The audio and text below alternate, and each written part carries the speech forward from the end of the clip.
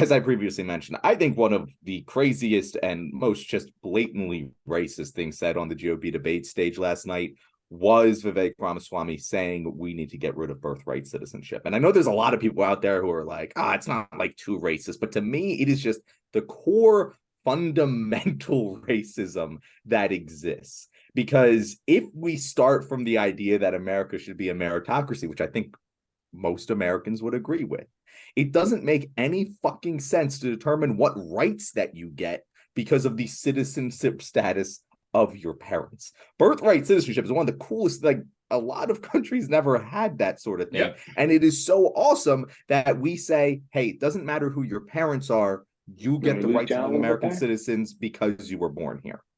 I think that that should be extended to anyone who wants to live here for the same principled reasons. But I think it is fundamentally insane to say this baby is an American citizen. They get rights. This baby isn't an American citizen. We don't give them equal rights to this baby. It's just fundamental two-tiered system. And I think it just demonstrates the insanity of our current border policy and immigration policy, and honestly, why we should have open borders if you just follow that train of thought down enough. But what do you guys think? It heated me because it's one of my big topics that I cover. But Desmond, what do you think about it? You know, I was just about to say I probably should go last on this one because I think I have quite a few different angles, because while that was egregiously like a racist thing to say, I think it was one of like 3 or 4 things. So before we pivot, maybe let's go to TJ real quick. Yeah, so the birthright citizenship thing, that's been like, Republicans have been talking this for a very long time. Like they've been complaining about anchor babies for decades and saying, it's not fair. People come in and squeeze out a child, and now that kid's a citizen, and it leaves them in because they hate the predicament it puts them in too. Because if they want to deport this family, the child's an American citizen, and so you're going to separate the family, and the answer they give is, well, the kid can go with them. It's like, okay, which makes them look like a monster too. But what's really funny about this is, before I forget, he mentioned diplomatic. He's like, if a diplomat comes over and has a baby, that baby is not an American citizen.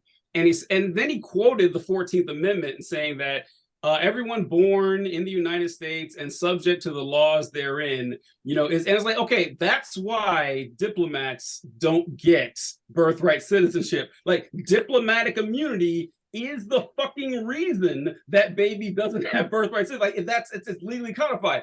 An undocumented immigrant is subject to the right. There is no undocumented immigrant immunity that happens. So it's a shitty fucking argument. But what's really funny about Vivek, did you guys know that when his parents immigrated over, they did not get their citizenship, and he was born to non-citizens in the United States? Like, his dad never got the citizenship, and his mom took the test.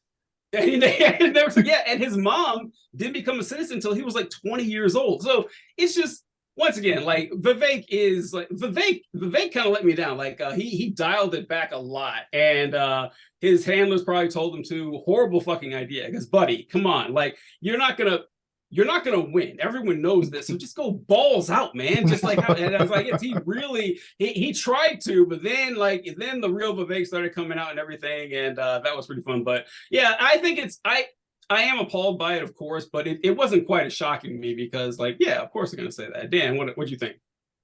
Well, I mean, you bring up the whole anchor baby thing, right? And like you said, it's been over a decade long talking point of Republicans. But it's funny because I wasn't born here. I was born in Seoul, Korea, but I was born in an army base to one American citizen, one foreign national. So how does that work out, right?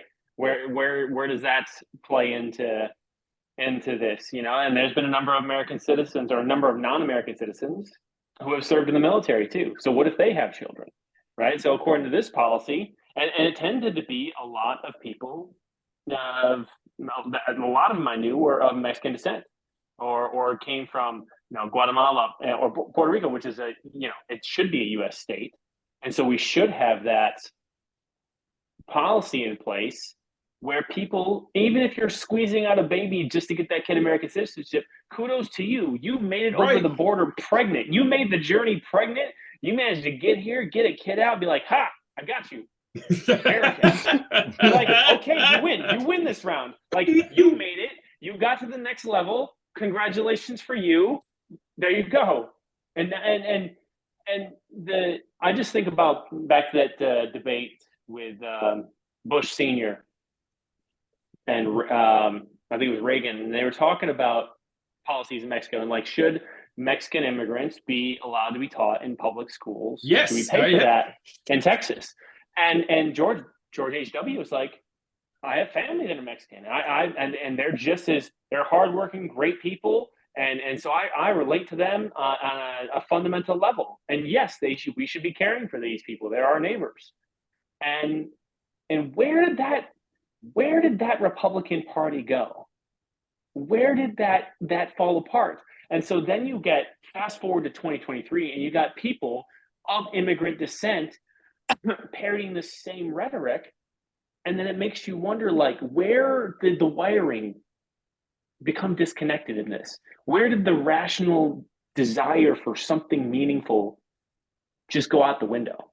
Well, Dan, to connect it to what we said earlier about the paradox, they can't blame America because America's the greatest. They have to have problems. There has to be substantial problems for their base to hate and blame on, except for, the fact that 1% of the country controls like 40% of the wealth. That can't be the problem that they focus on. They have to have another group, preferably a minority group that can't fight back, to focus on. Unfortunately, openly hating Black people isn't good anymore. Openly hating gay people went out the door. Openly hating trans people is coming into fad, but like there's just not enough of them to seriously blame all of our problems on. but hating immigrants is always a pretty, illegal immigrants is always time tested. Certain immigrants. Yes. Certain immigrants. That's true. They have to be a slightly they have to be of the browner. What was that Peter Griffin meme? The Peter Griffin meme, yes, the Peter Griffin meme. Yeah, you have the scale. Yeah. It's of brownness. I think you're talking about ending birthright citizenship. Yes, the hypocrisy of Vivek having his citizenship being that way. When I first saw the video, I was dying laughing watching that. Just could not believe just the irony in that moment. But obviously, again, irony doesn't matter when it comes to the Republican Party. Not the only piece of racism that we saw last night, unsurprisingly. I think also the thing that stood out to me was the moment when they were focusing on China quite a bit, saying that they needed to get rid of Confucianism or something like that, like in American universities. I couldn't help but just be like, where are we going with all of this? Coming after TikTok is unbelievable. Kind of go back after that. But Desmond, before you say, but I just want to point out here for those who don't know what Confucianism is. Confucianism is the most fucking like traditional family values like philosophy out there. Like it's like the traditional family values of China.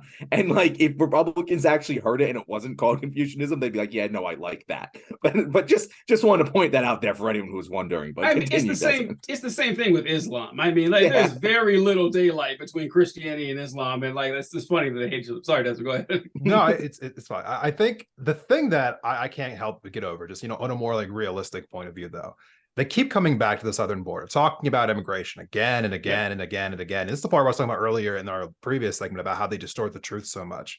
They always talk about migrants coming here as, coming here illegally and not following the laws, when that's just not fucking true. Like they come through here legally through ports of entry and they claim asylum, which is the laws of our land. And then they have to wait for their court date, to which there's not enough judges on the southern border, which is why they have these huge backlogs, why people aren't here for a long time.